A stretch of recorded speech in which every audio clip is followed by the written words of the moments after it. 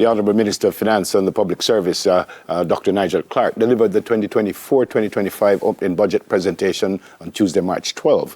He joins us now to recap the main points. Morning, sir. Welcome to Smile. How are you, sir? Good morning, Neville. Good morning, Dahlia. Thank you for having me. Yep. I asked before we came on that this is what, number 6 for you? Does it get easier? It's my 6th budget presentation. In some ways, it does, but in other ways, the conditions are always different, and the circumstances are always different, and so in other ways, it gets harder. Yeah.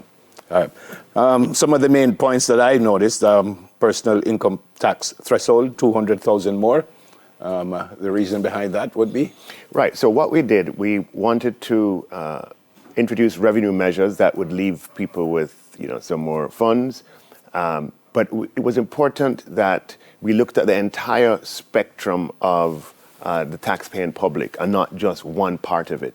Neville, there are 70% of people who are on the tax roll paying NHT, NIS, who earn less than the threshold, and we don't talk about them.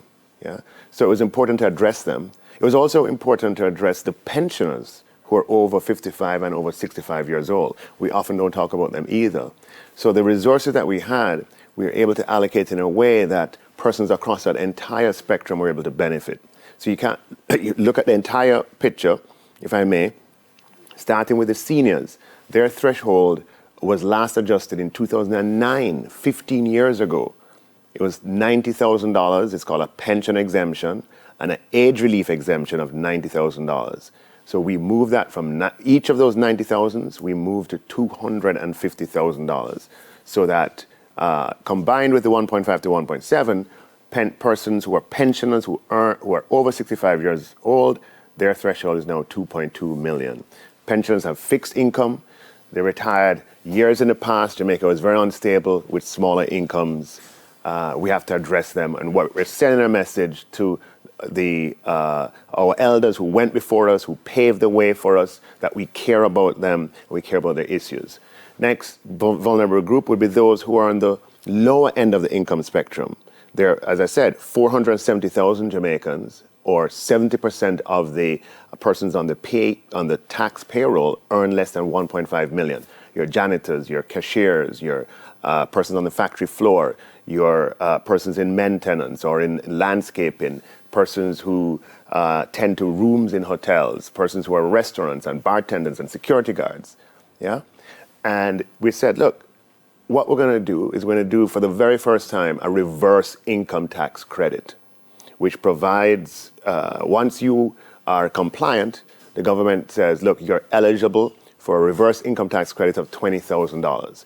When you add that up across the number of persons, it adds up to a lot. So we're doing it for persons who earn $3 million or less. That's 570,000 people at a cost of $11.4 billion.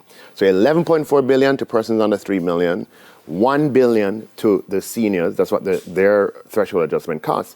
And then adjusting the income tax threshold, the general threshold, from 1.5 million to 1.7 million. Everybody in between, that's about 200 and something thousand persons that will affect, and that costs $9 billion. So $11.4 billion, right, for persons who earn under 3 million, 9.4 billion for persons who earn above 1.5 million, and 1 billion for our pensioners. Okay. All right. I know there was some concern, Minister, so explain it for them, the local farmers and the agriculture industry in terms of the GCT removal. Yes, so I'm glad you gave me an opportunity. So the World Trade Organization, Jamaica is a member of it, and they regulate trade between countries. And they have the power to sanction countries if you break or breach those laws. The laws say that if you have a value-added tax in your country, the value-added tax, and you apply it to a category of goods, let's say shoes, you have to apply it to all shoes, whether the shoes are made in Westmoreland or the shoes are made in Brazil. Yeah, and if you have a category of goods, let us say, the category X, and you don't apply it to category X, then you can't apply it to category X coming from Timbuktu or coming from St. Thomas. You have to be consistent. Now, Jamaica has not been obeying that rule with respect to raw foodstuff. And we had GCT on one category, which is imported, and we did not have it on the other. And the WTO found out about this, and they are about, if we don't make a change, they will put trade sanctions on Jamaica that would affect other category of goods, and that would affect us as Jamaicans. The government has a responsibility to be proactive in those circumstances, that Jamaica doesn't get punished by a world body. And we had a choice. Either we equated it by putting GCT on local raw food to make it equivalent that GCT is on both, or we take GCT off imported raw foods. Those are the only choices that we had. And we made the better choice from those two options. I must say, though, that there is still stamp duty on imported raw foods. And that stamp duty can be 70%, 80%, 100%. So there's still some competitive advantage. There's still some competitive advantage. Let's move on, sir. No more guarantors needed for Yes, that is something that we're very excited about. We've removed the needs for guarantors for persons applying for financing to go to university. There's so many people from low-income backgrounds whose families cannot provide the surety, the guarantee for their child or their cousin or their nephew or niece to pay back a student loan. And so you know what happens? You have 7 subjects, 8 subjects, and you don't go to university. The government is saying, look, that is not fair. That is what we call regressive, and it has to stop. It has been around for decades, and we're removing it. If you're from a low-income family, if you're from any family in Jamaica, you have the subjects, you want to go to university, we have billions of dollars in student loan to lend you so you can go to university, get your degree, and you have a long time to pay it back. And we want to encourage more children from low-income families to take access to the student loan. Procurement.